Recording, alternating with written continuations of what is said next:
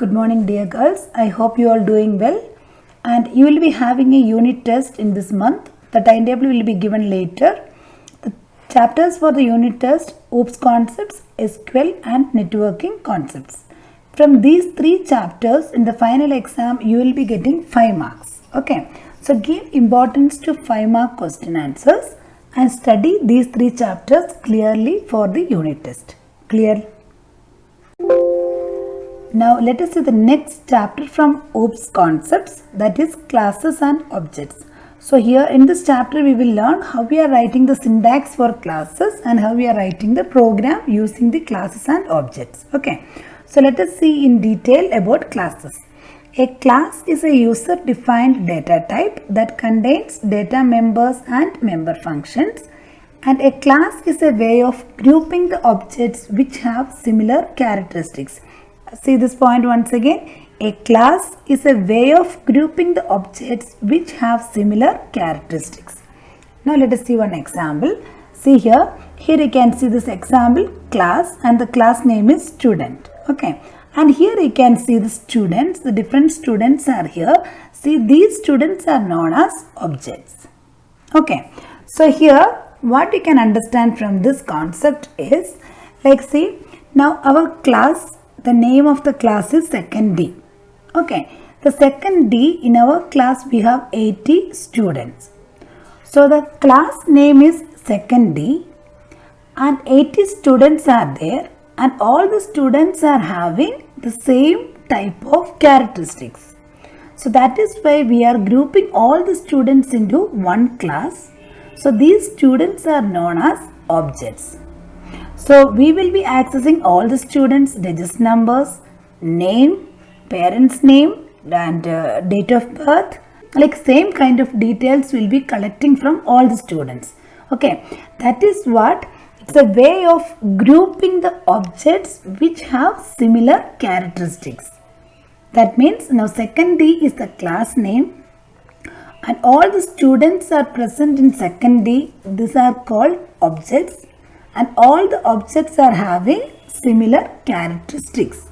So the objects which are having similar characteristics, that objects are grouping into one entity or one group, that is known as class. Okay. So one more example you see. The class name is car. Okay. So the class name, the main name of the class is car. But in this car, we will be having different types of cars. Like different company will be producing different kinds of cars. So these are known as objects. But all these cars are having the basic characteristics is same. Correct now? All the cars are having the basic characteristics is same.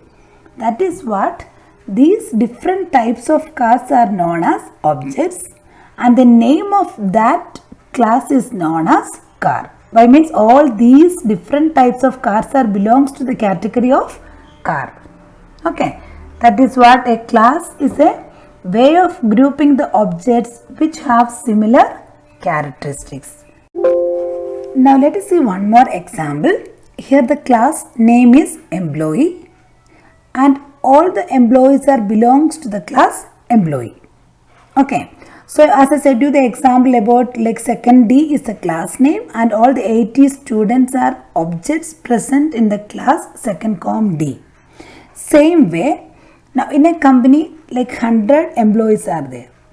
All the employees are having like same characteristics. Like all the employees will be having ID, they will be having a name, job title or designation, and all the employees will be having a pay rate or salary.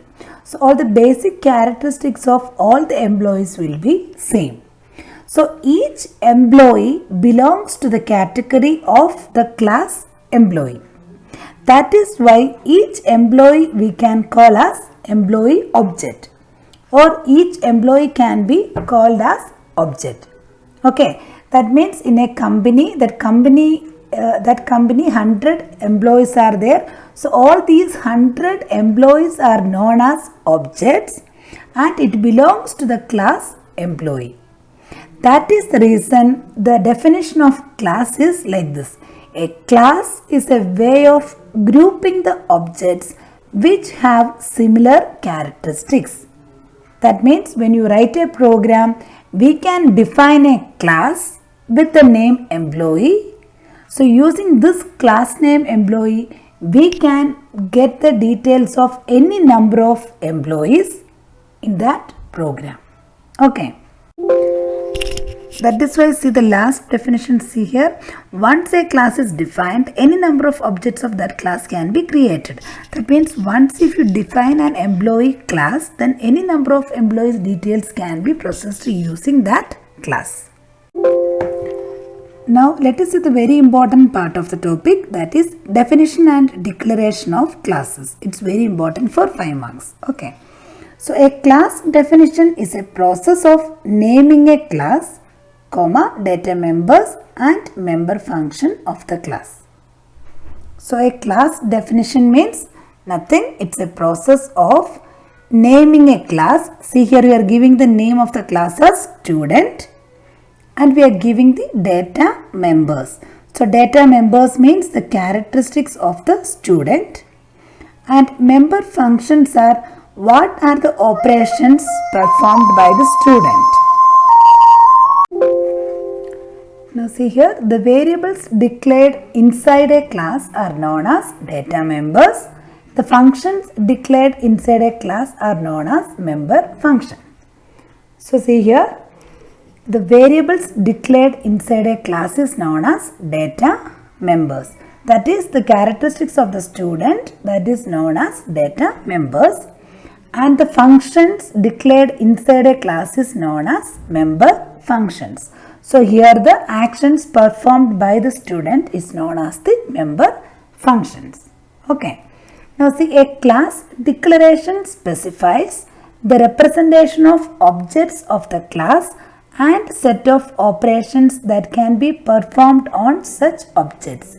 That means a class declaration specifies the representation of objects and the operations performed on the variables or operations performed on the objects of the class. So this is known as class declaration. So now let us see the syntax. See here, class and user defined class name. That means user only giving the name for the class. Open flower bracket, private, in that we are declaring data members and member functions.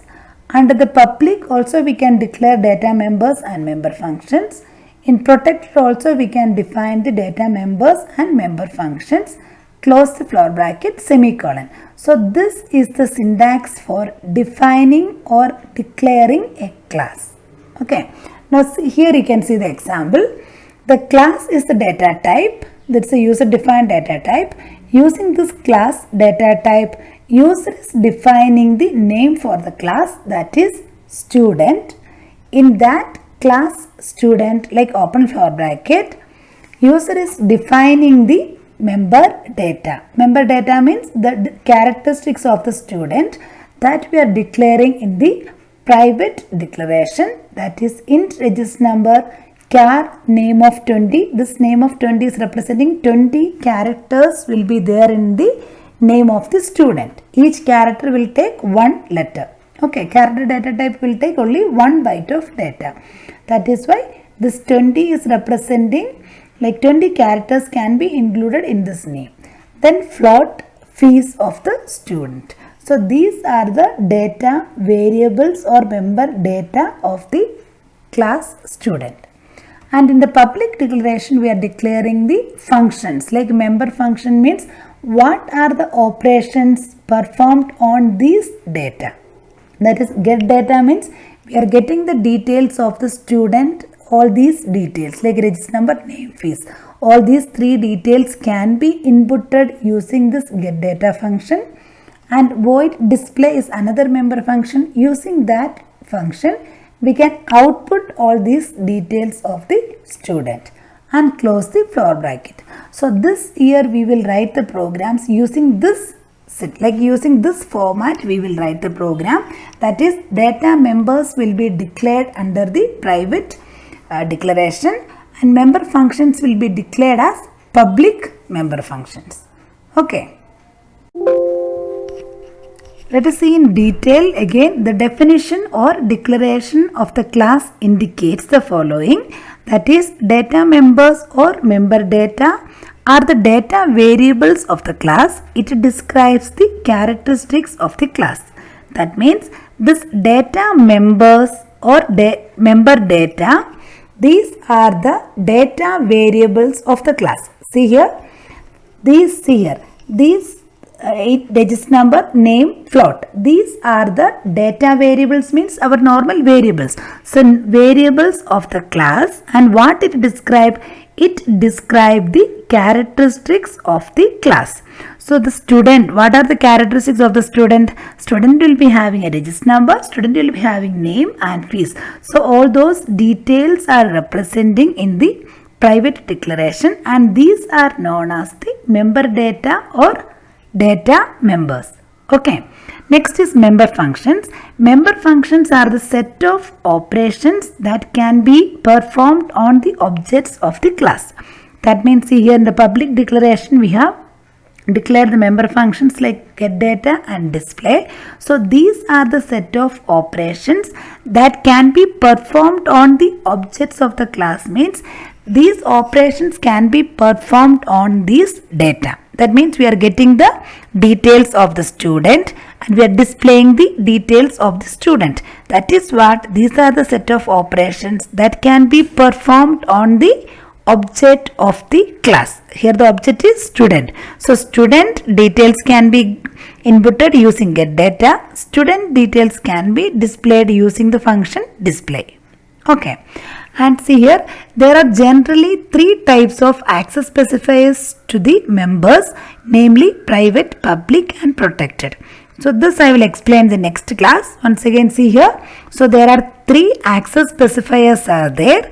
That access specifiers that define the scope of the data. Scope of the data means this is private data, this is public data and this is protected data. Okay, that we will explain in the next class, and please revise and hear once again this what I have explained and read the notes. Please study the syntax. The syntax is very important and this question also very important. Defining or declaring a class. Okay.